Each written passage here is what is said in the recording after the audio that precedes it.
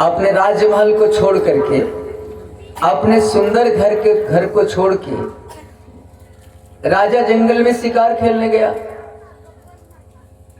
रास्ता भटकने के कारण सहारा लिया, और सहारा में जब दिखाई पड़ा कि वहां धुआं है तो व्यक्ति जरूर होगा। घोड़ा पर बैठा, रात होने को थी और जल्दी जल्दी वहां पहुंचा। क्या देखता है वहां जाकर? एक छोटी सी कुटिया है और एक काला कलूठा व्यक्ति उस कुटिया में सोया हुआ है, असहाय, चलने के भी सामर्थ्य नहीं, और मलमूत्र भी बगल में त्याग दिया है।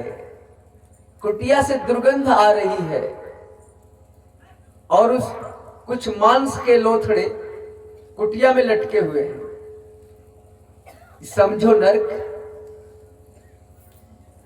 राजा सोचा, राम राम, कैसे रहेंगे इस कुटिया में।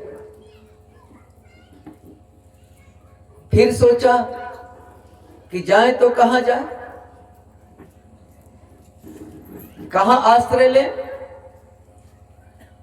रात तो गुजारनी पड़ेगी यहीं। उस बूढ़े व्यक्ति के पास गया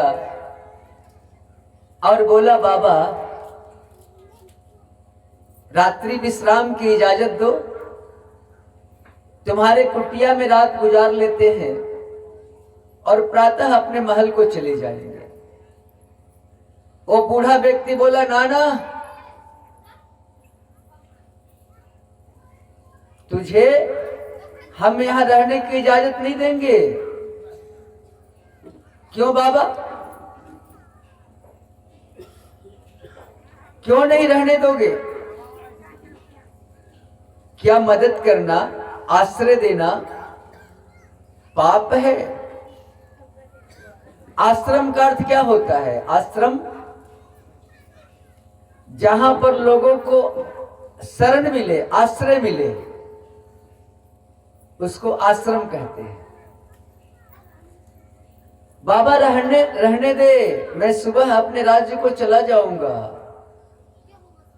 वो बूढ़ा व्यक्ति बोला, राजन, किसी भी कीमत पर मैं तुझे आश्रम में इस जगह नहीं दूंगा, रहने नहीं दूंगा, आश्रय नहीं दूंगा।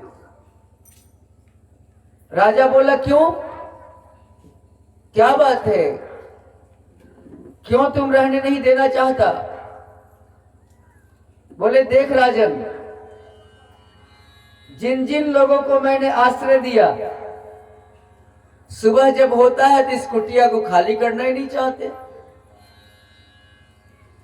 राजा बोला, कितना बेवकूफ वो लोग होंगे जो दुर्गंधित कुटिया को छोड़ना नहीं चाहते होंगे, अपने घर को जाना नहीं चाहते होंगे।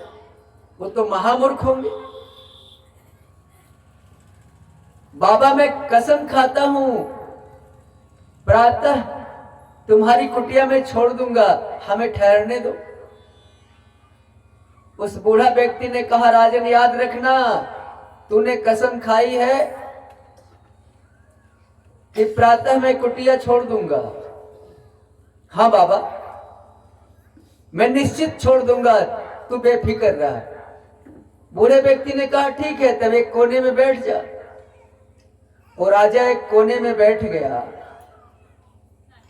और दुर्गंध को सूंघते सूंघते, श्वास लेते लेते दुर्गंध का आदी बन गया। जैसी संगत वैसी रंगत। सुबह हो गया, सूरज उदय हो चुका, वो जाने को तैयार नहीं। वो बूढ़ा व्यक्ति बोला, अरे राजन, इस कुटिया से लाख गुना बढ़िया तेरा महल है, तू अपने घर जा। तूने वचन दिया था कि प्रातः मैं कुटिया छोड़ दूंगा, तू जा अपने घर जा। क्यों इस कुटिया में रहने के चक्कर में है, दुर्गंधित कुटिया? इससे तो लाख गुना बढ़िया तेरा घर है। और राजा तलवार निकाल लिया कि बोलोगे तो मैं तेरी हत्या कर दूंगा, मैं इसी कुटिया में रहूंगा।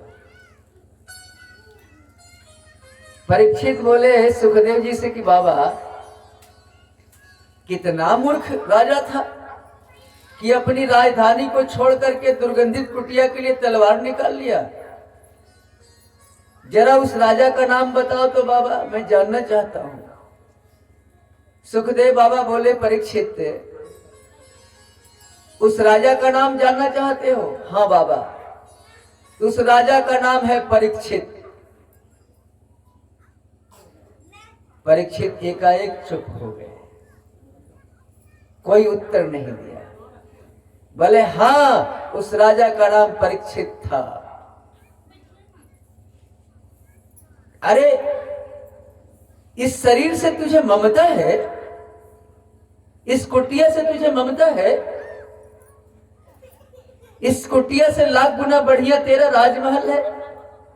तू जहां से आया है वहां नहीं जाना चाहता। इस कुटिया से तेरा प्रेम बढ़ गया है। अरे कुटिया क्या है परीक्षित? कुछ भी खाओ, मलमूत्र में बदल जाएगा। मांस का लोथड़ा है। बनाने वाले ने ऊपर से थोड़ा डेंटिंग पेंटिंग कर दिया और इसी के तू दीवाने हो गए। जरा अंदर झांक, कुटिया के अंदर झांक, झांक झांक, क्या है कुटिया के अंदर? परीक्षित ने हाथ छोड़ ली। बाबा बस करो, बस करो बाबा। जो भी बची खुची ममता थी इस कुटिया के प्रति सारी चली गई बाबा, बस कर। और सच पूछिए तो हमारी और आपकी भी यही गति है कि हम अपने राज्य को जाना नहीं चाहते। इस कुटिया के लिए हम परेशान हैं। कोई मरना नहीं चाहता, कोई मरना नहीं चाहता, कोई इस कुटिया को नहीं छोड़ना चाहता। कुछ भी डालो, चाहे काजू किशमिश डालो, दो ही चीज में बदलेगा।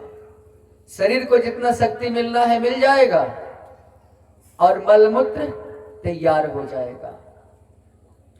ऊपर से थोड़ा सा चेहरा जब जल जाता है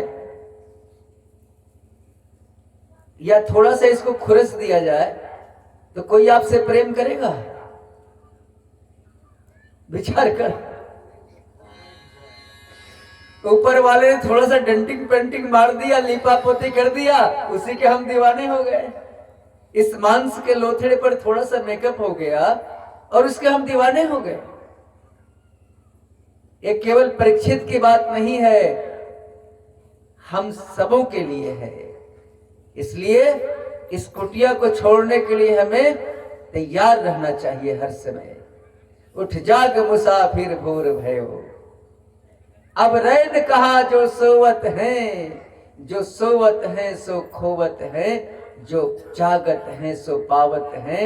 उठ जाग मुसाफिर भोर भयो। अब एक भजन का हम लोग आनंद ले लें, फिर देखिए सुखदेव बाबा परीक्षित को कौन सा उपदेश देते हैं।